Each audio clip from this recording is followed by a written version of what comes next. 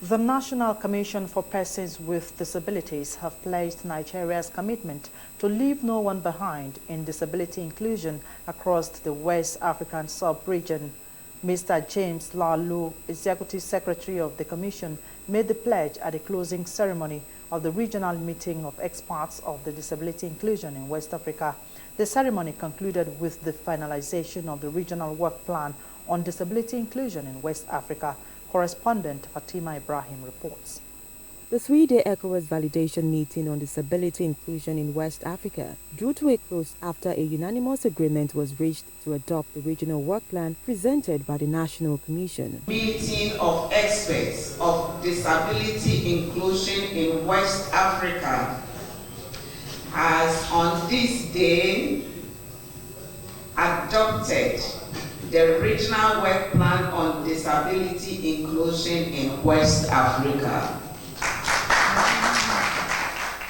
The work plan, which among other things gave a detailed analysis of the limitations, findings and recommendations on persons with disabilities, received a positive feedback from the 15 Ecowas member states. Mr. James Lalu, Executive Secretary of the National Commission for Persons with Disabilities, who also stamped his support for the work plan, said Nigeria is willing to do more to ensure it is fully implemented, not only in the country, but across the sub-region. Nigeria is like a father to the West African sub-region.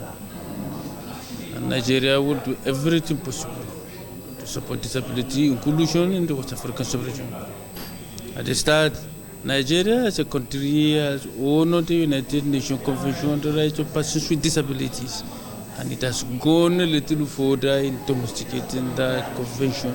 Before the adoption of the work plan, representatives from other countries presented a progress report on disability inclusion in their respective countries and the current challenges. And the statistics so far for persons with disability is around 17 to 20% of the Liberian population that are affected with disability or some form of disability. So what we did was we're able to bring persons with disability from across the 73 districts of Liberia and 15 counties, and we discussed 9 thematic areas that was captured into a national strategic disability roadmap.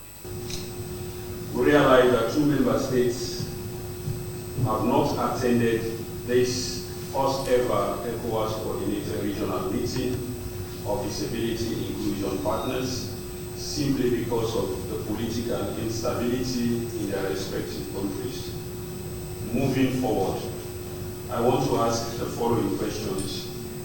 Will this plan take into consideration risk factors and assumptions in order for us to avoid a repeat of what is happening presently? In March 2021, ECOWAS Social Division commissioned a regional study and action plan on disability inclusion to, among other things, present the current situation of disability inclusion in all 15 ECOWAS member states. According to the regional bloc, more work needs to be done to ensure that persons with disabilities fully participate in all strata of society.